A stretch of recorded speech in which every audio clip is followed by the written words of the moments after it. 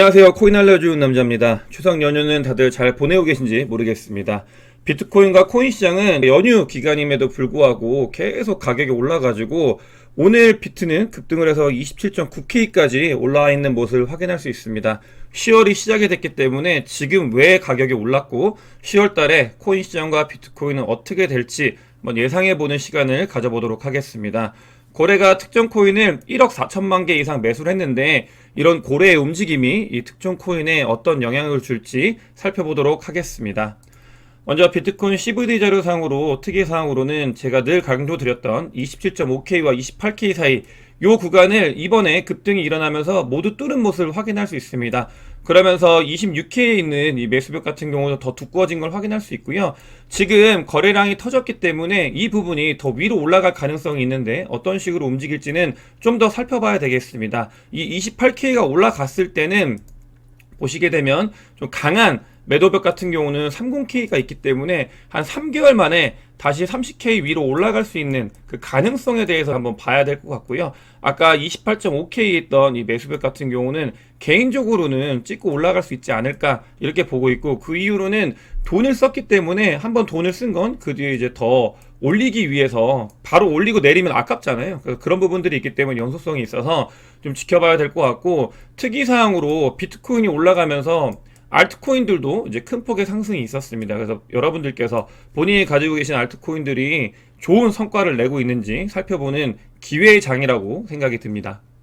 10월이 시작이 됐습니다. 10월 장 관련돼서는 지지난 영상에서 그러니까 9월과는 다르게 좀 좋은 장의 모습을 보였다 10월달은 말씀을 드렸고, 스타트가 굉장히 힘있게 시작을 했는데 긍정적이죠. 지금 여기서 봤을 때 저는 이번 2023년도를 제 영상을 보시는 구독자분들과 멤버십 분들은 잘 아실 거예요. 제가 지난번 불장보다는 2015년도, 16년도, 17년도 요 사이클을 좀 더 추정을 한다고 말씀을 드렸었고, 실제로 보게 되면은 요 사이클 때 10월달 같은 경우는 큰 폭의 상승이 있었기 때문에 이 모멘텀이 그러니까 이번에도 기운으로 좀 작용을 했으면 좋겠고 시작이 좋습니다. 2015년도, 16년도 같은 경우는 2014년도에 마운트 곡수가 터지면서 장이 굉장히 오랫동안 침체해 있다가 좀 반등을 하고 그 다음에 좋아지는 모습을 보였기 때문에 FTX가 터지고 1년이 지났죠. 지금 1년이 지났고 샘 뱅크먼 관련돼서는 법정 구속을 하고 재판이 시작된다. 시간이 많이 지났습니다. 진짜 2022년도 9월달이 엊그제 같은데 너무나 많은 일들이 있었던 22년도였고, 그런 것들이 정리가 되면서 23년도에는 좀 더 이제 강한 모멘텀으로 상승을 하는 바람이 있다. 그리고 실제로 2022년도에 하락을 유발했던 그 사건 사고들이 조금씩은 암호화가고 정리가 되고 있다. 315 캐피털의 쭈슈 같은 경우도 싱가포르에서 잡혀가지고 4개월 동안 이제 체포가 됐잖아요. 그런 것처럼 권도영 같은 경우도 하락을 유발한 이런 주범이라고 볼 수 있는 사람들이 모두 다 재판에 넘겨져가지고 좀 결론이 났으면 좋겠습니다. 월로 본 거 말고 쿼터별로 봤을 때 어떤 성과를 보이는지를 좀 봤는데, 사실 이번 여러분들께서도 2Q에서 3Q, 이 3개월이죠. 3개월 동안 많이 힘드셨잖아요. 근데 그게 지표로 찍히고 있어요. 3개월 동안 다른 어떤 장, 여기 몇 개 있긴 한데 그런 장들보다도 매우 힘든 시기였다. 이런 것들이 분기로 힘들었다라는 거를 확인을 할 수 있고, 지금 견디면서 제 영상을 보시고 투자를 어떻게 해야 될지 고민을 하시는 분들 같은 경우는 힘든 장, 힘든 시기를 함께 잘 견뎌냈고, 앞으로도 이런 힘을 바탕으로 4분기, 내년, 내후년 진짜 승부를 봐야 될 시기에 힘있게 승부를 보셨으면 좋겠다는 생각이 들고 있습니다. 늘 말씀드리지만 저는 요 25년도, 26년도, 그 다음에 27년도 내내 좋았죠. 이 모습을 한번 보이는 걸 좀 기대를 하고 있습니다. 그럼 오늘 단기적으로 왜 비트코인이 올랐는지에 대해서 좀 살펴볼 텐데요. 지금 CME 미국에서 이제 장이 개장이 되면서 갑자기 퀀텀 점프가 있었고, 이거는 그러니까 CME가 개장을 하면서 현물 매수가 막 일어나면서 선물이 청산돼서 숏 스퀴즈가 일어나가지고 동시다발적으로 비트코인 가격이 쫙 올랐다라고 보시면 되겠습니다. 그래서 8K까지 찍고, 그 매수벽 같은 경우는 굉장히 두꺼웠는데 이 힘이 28K에 있는 매수벽까지 모두 다 뚫었고요. 27.3K에서 27.5K에 굉장히 많은 숏 물량이 존재를 하고 있었거든요. 어제 멤버십 라이브 때 제가 이 부분 말씀을 드리면서 그러니까 저항으로 작용을 할 수 있다. 이 뚫는 걸 어떻게 봐야 된다는지에 대해서 좀 얘기를 했었는데 자고 일어났더니 27.3K 있던 강한 이 숏 물량 같은 경우는 모두 다 청산이 됐습니다. 이 말은 자고 일어났는데 자기 포지션이 모두 다 날아가가지고 인생이 좀 바뀌었죠.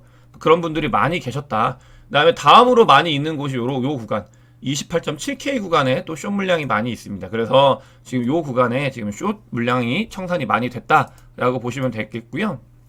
실제로 그러니까 자료들을 계속 봤을 때 좀 안타깝지만 요 물량들이 전부 다 청산이 된 거거든요. 이 물량들이 굉장히 많이 청산이 됐고 그래서 거의 한 1000억 정도가 하룻밤 사이에 이번에 날라갔습니다. 하룻밤 사이도 아니고 그냥 한 4시간 정도 만에 1000억 정도가 날아간 걸 확인할 수 있습니다. 대부분 숏 물량이 청산이 됐고요.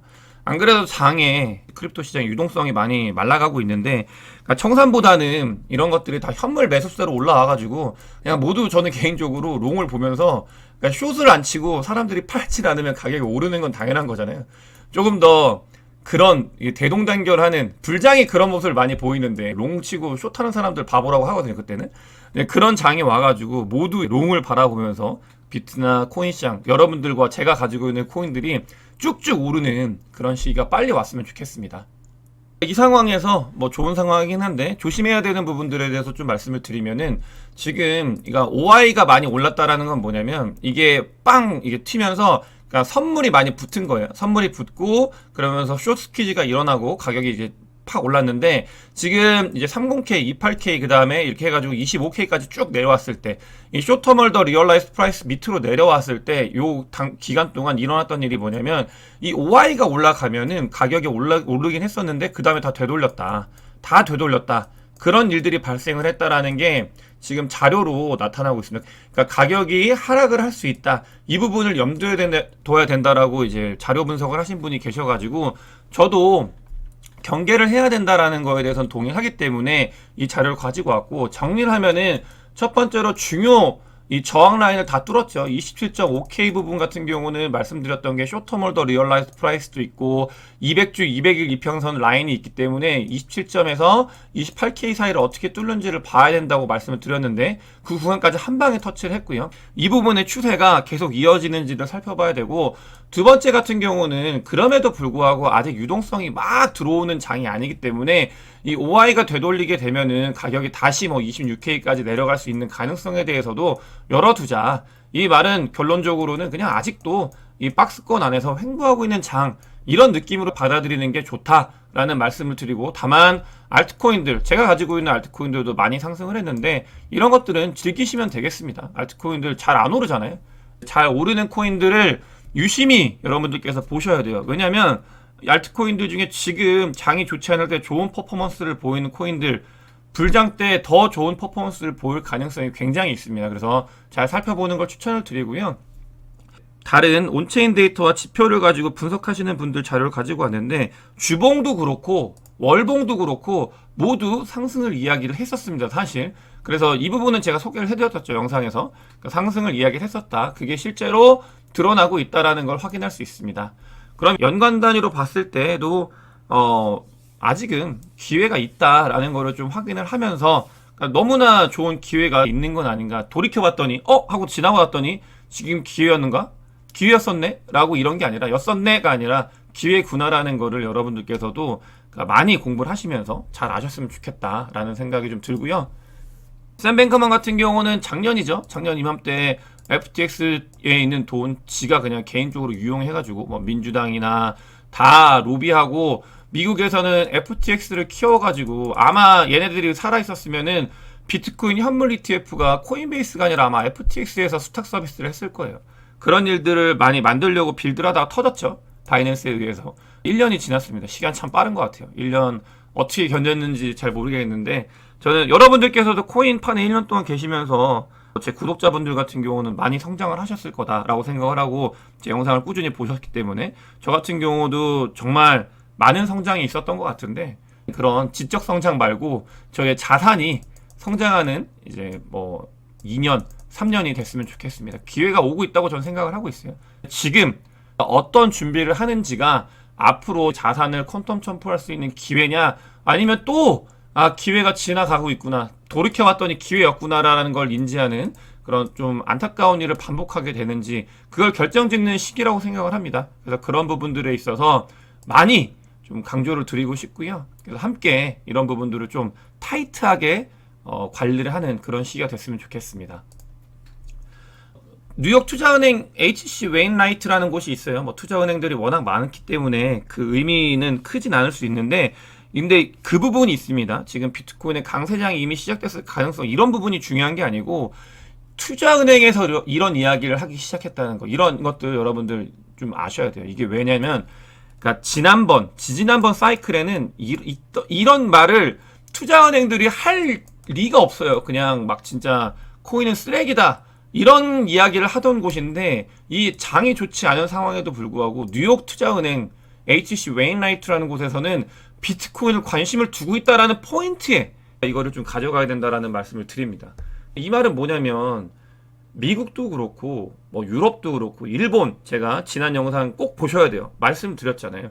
빌드를 하고 있고 은행들, 그 다음에 전통 기관들 다 비트코인과 코인 시장을 눈여겨보고 있다. 왜냐면 업사이드가 지금 워낙 크기 때문에 이런 부분들을 다 눈독 들이고 있는 거라는 걸 이 기사를 통해서도 확인을 할 수 있습니다.